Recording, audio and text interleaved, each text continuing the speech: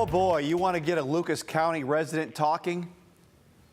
Ask them about the recent property reappraisals across the county. Those appraisers have caused a firestorm. Home values went up 29.6%, and with them went the property tax bills. For most people, they're much higher. Our 11 Investigates team will be looking at the issue tonight. Lead investigator Brian Duggar joins us to discuss the issue. This story will run at 11 o'clock. I want to clarify that. So this is called the sexennial appraisal? Yeah, it is. So it's mandated by the state of Ohio for all county auditors. Every 6 years, they're required to do an in-depth appraisal of all the properties. In Lucas County, that's 200,000 properties. So they contract with a third-party vendor. They do kind of flyovers, visits, recent home sales, stuff like that. And then they put it in this complicated algorithm, and it spits out a number. It's funny too because I was reappraised too, and we appealed ours, and we were turned down. And then suddenly they found that due to this rampant error with a lot of homes, we were reassessed again. The thing is, no one's been in my home.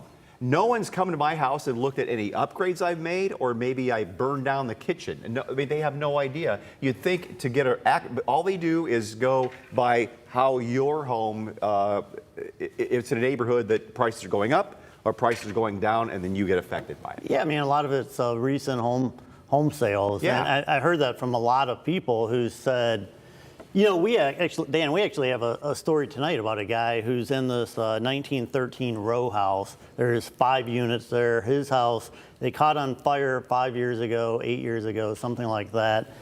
He took the insurance money, rebuilt it, beautiful inside. The other 4 units, they disappeared. The people that own them just disappeared. So they're still completely gutted. And all of them, their values went up 70% each unit. Even those other 4 are no longer there. The house is gutted, and this guy is living amongst basically blight, and there's no way he would ever be able to sell that house. So Lucas County is being reassessed, or in the process of it. Are other counties, Ottawa, Wood County, Williams, Fulton? Yeah, that's the interesting thing. When you compare Lucas County to these other counties, it's, I think Wood County was 24%, Sandusky might have been 22%, Ottawa County was something like 33%. But the thing that's really causing issues in Lucas County is that there were a large number of levies that were being assessed on the tax bills once they came out at the beginning of the year.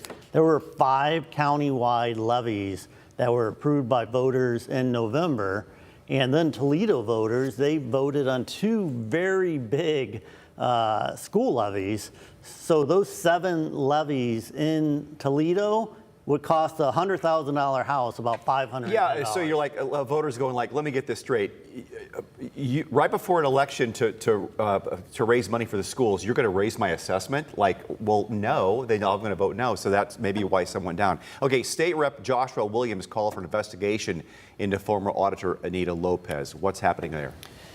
Yeah, I mean, we heard rumblings about this too, that when Anita Lopez was auditor, and I think she took over in 2007, she was elected in 2006, took over in 2007. Those first couple, like the sexennial, the update, property values actually went down.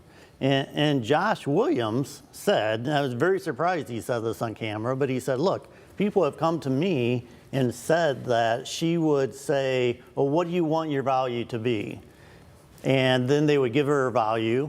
And then he said we heard stories that someone would show up at that person's door a couple weeks later with a campaign sign and say, hey, can we put this in your yard? And he said several other things. I was very surprised, but they were definitely not positive toward Anita. And of course, she denies this and says Josh Williams is just grandstanding. And she was auditor during the Great Recession, during the pandemic, during the housing shortage. So prices were really fluctuating during that. We're out of time here, but that story is coming up at 11 o'clock tonight. 11 o'clock tonight. It's a one time, not a series.